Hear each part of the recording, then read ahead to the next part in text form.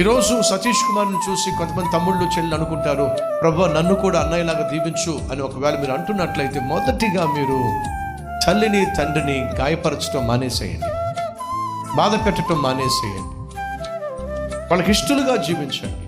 దానియేలు చాలా ప్రత్యేకమైన వాడు. కారణం తెలుసా అండి? దేవునికి చాలా ఇష్టం. ఎందుకయ్యా అంటే నీతిగా జీవించాడు. ఎప్పటి నుంచి?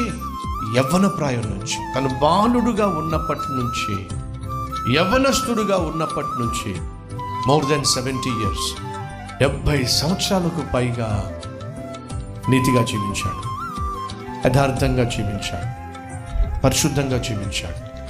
కాబట్టి నీవు బహుప్రియుడువు కాబట్టి యెహోవా దేవుడు నన్ను పంపించాడు నీకు సమాధానం చెప్పమని. ఎస్, మనం దేవునికి ఇష్టలుగా ఉన్నట్లయితే దేవుడు మనకు సమాధానం ఇస్తాడు. ఆయన ఆపద్బాంధవుడు.